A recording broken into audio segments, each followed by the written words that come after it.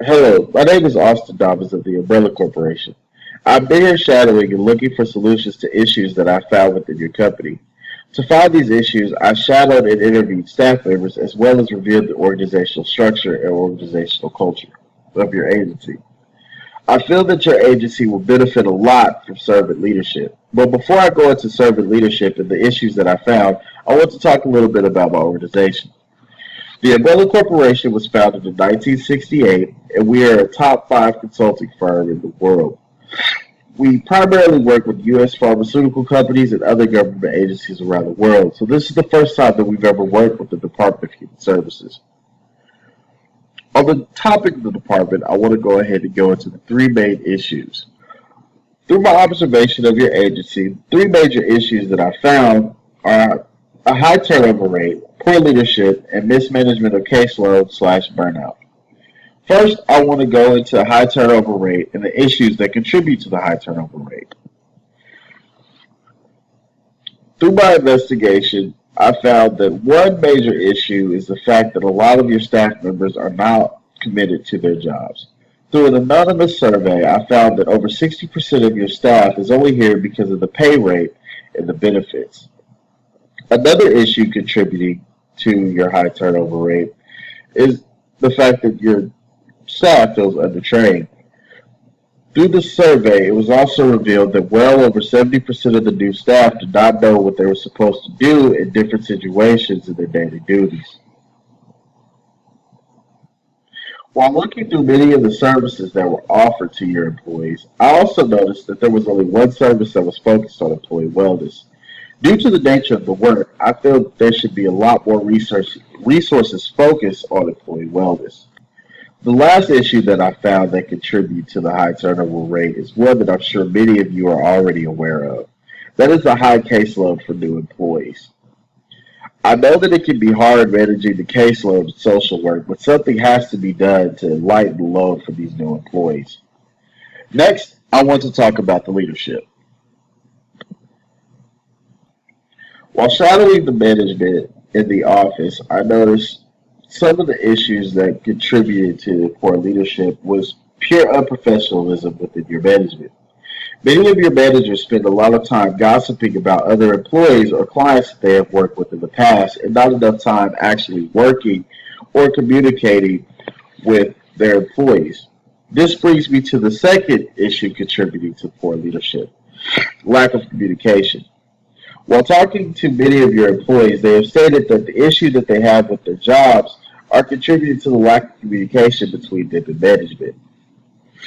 I also noticed through my observation that many of your managers have gotten away from the original purpose of the agency, which is gearing everything towards helping out Oklahomans and helping out the communities. The last issue that I think contributes to your poor leadership is a low focus on employee wellness. Again, I want to highlight employee wellness because management also plays a huge part in the lack of focus of employee wellness. They don't do anything to actually make sure that the employees are okay before they send them out in the field. Lastly, I want to talk about the burnout rate. Again, I want to focus on the low focus of employee wellness. This is a big reason why many of your employees are currently unproductive. I feel that more should be done to help with employee wellness just simply because of the nature of work. Many employees get burnt out not because of the high caseload, but just because of the toll the situations that they run into take on them. The last three basically fall under employee wellness. We have already talked about the extremely high caseload and the fact that many of the employees experience high mental and emotional exhaustion, which causes the high burnout rate while working in child welfare. So next, I want to talk about the solution: servant leadership. Servant leadership is a leadership style developed by Robert K. Greenleaf that has a major focus on leadership serving their subordinates and society as a whole. The style of servant leadership centers around the leaders serving their employees and not the employees serving their leaders. Now that we've discuss what servant leadership actually is, the next thing I want to talk to you about is how to actually make servant leaders. To make your current leaders servant leaders, you must first change their beliefs and help them understand that every person has value and deserves civility, trust, and respect. According to Greenleaf, there are two major criteria of servant leadership.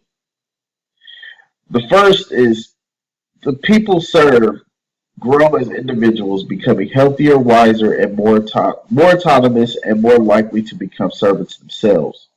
The second criteria is the extent to which the leadership benefits those who are least advantaged in society, or at least does not disadvantage them.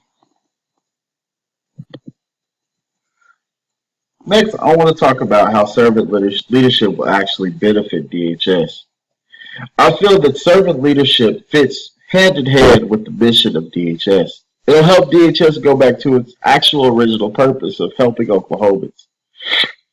Also, I feel that servant leadership will help create a more positive culture. Since your management will actually be serving your employees, there will no longer be basically a gap between your management and your employees. When you're able to close this gap, you're able to help out the employee manager relationship and basically make it stronger. It has been proven that an empowered staff is a happy staff, and the happy staff will be a productive staff, and a staff that is more committed to their purpose and their position.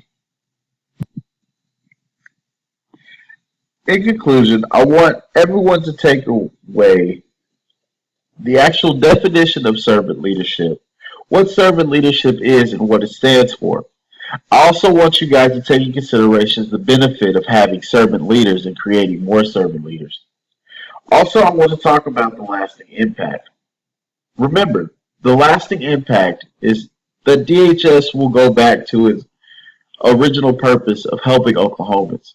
I feel that getting back to this original purpose will take away some of the tarnished image that the Department of Human Services already has. Thank you guys for taking the time to listen to me basically rant about servant leadership. I hope that you guys take in consideration my suggestions, and I hope that you do a lot to serve the community.